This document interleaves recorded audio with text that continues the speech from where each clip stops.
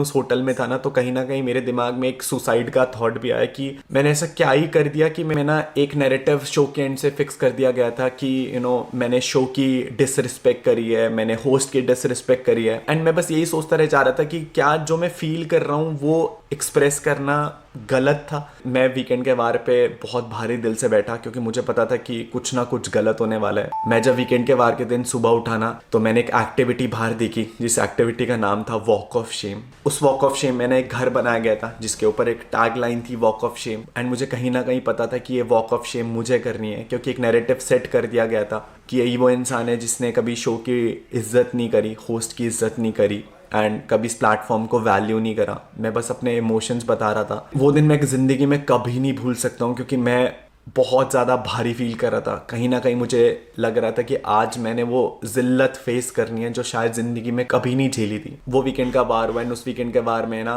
करण sir ने ना पूरे घर वालों से, दिमाग के घर वालों से पूछा कि इस पूरे घर में ऐसा वो कौन इंसान है जिसने शो की रिस्पेक्ट नहीं करी, कि वो कौन सा इंसान है जो शो पर स्टे करना डिजर्व नहीं करता। एंड आपसी सहमति से सब लोगों ने ना मेरा नाम लिया। मुझे उस एक्टिविटी के पीछे खड़ा करा गया। हाथ में एक बोर्ड दिया गया मेरे हाथ में जिसपे वॉक ऑफ शेम लिखा गया था। घर के 3 लोग एक इधर और एक इधर खड़े करे गए। करण सर ने मेरे को पीछे खड़ा करा एंड मेरे को बोला कि अब ये वॉक ऑफ शेम करो। मैं जब वहाँ पीछे खड़ा हुआ ना, तो ऐसा लग रहा था कि बस मर जाऊं, बट ये एक्टिविटी ना हो मेरे साथ। मैंने जब उस वॉक ऑफ शेम को चलना शुरू करा ना, तो बाकी घर वाले शेम शेम शेम शेम चिल्ला रहे थे पीछे से। और मैं आपको बता भी नहीं सकता हूँ कि उस पॉइंट पर मैं क्या फील कर रहा था। ऐसा लग रहा था कि यार क्या ही जी रहा हूँ जिंदगी में। एक एक स्टेप लेना मेरे लिए ना बहुत भारी था, बहुत भारी। जब आप चल रहे हो और आपके पीछे से लोग शेम शेम चिल्ला रहे हो ना, तो ऐसा लग रहा था कि पता नहीं कितना बड़ा गुनाह कर दिया है शो में मैंने, कि मेरे को ये जिल्लत और ये बेइज्जती फेस करनी पड़ रही है।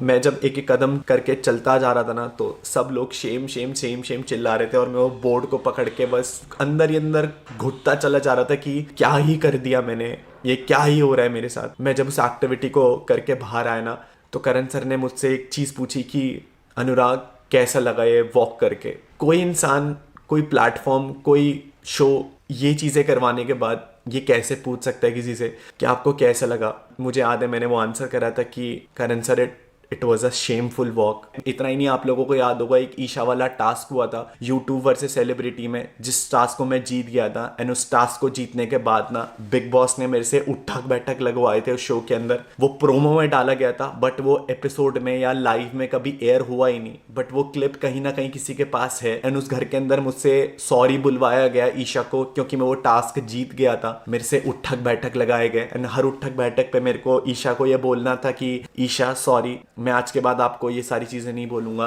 ईशा सॉरी, मैं आपको आज के बाद ये चीज़ नहीं बोलूँगा। मेरे से उठक बैठक करवाई गई, मुझसे वॉक ऑफ शेम करवाया गया, मुझे हर बारी ताना मारा गया बिग बॉस की तरफ से। मुझे पूरे सीजन घर वाले बस यही ताना मारते रह गए कि ना ही तेरे घर वाले शो पर आए, ना ही तेरी ब्रो सेना शो पर आई। तो जब होटल में आकर के रखा गया ना, तो उस होटल में आकर के मेरे को 2 दिन तक मेरे घर वालों से कोई कॉन्टैक्ट नहीं करने दिया गया। शो खत्म हो चुका था बट उसके बाद भी मुझे ये चीज़ हो रही थी कि यार ये कितना टॉर्चर कर रहे हैं मेरे से। मैं ऑलरेडी 3 महीने की ऐसी जगह बिता करके आया था जहां मेरी दुनिया से कोई कांटेक्ट नहीं था, जहां मेरा माँ बाप से कोई कांटेक्ट नहीं था। बट इन्होंने 2 दिन तक मेरे को मेरी फैमिली से दूर रखा। ना ही इन्होंने मेरे को मेरी फैमिली से कोई कनेक्ट करने दिया, ना ही मुझे मेरा फोन दिया। मैं जब उस 2 दिन उस होटल में था ना, तो कहीं ना कहीं मेरे दिमाग में एक सुसाइड का थॉट भी आया कि मैंने ऐसा क्या ही कर दिया कि मैं अब तक ये सजा भुगत रहा हूँ। भगवान जी ने शायद थोड़ी सद्बुद्धि दी है, मैंने कोई गलत डिसीजन नहीं उठाया उस होटल के अंदर। जब आप पूरी दुनिया से कट ऑफ रहते हैं ना इतने लंबे टाइम पीरियड के बाद, है ना, बाहर भी आ जाते हो, उसके बाद भी इन्होंने मेरे को मेरी फैमिली से मिलने नहीं दिया।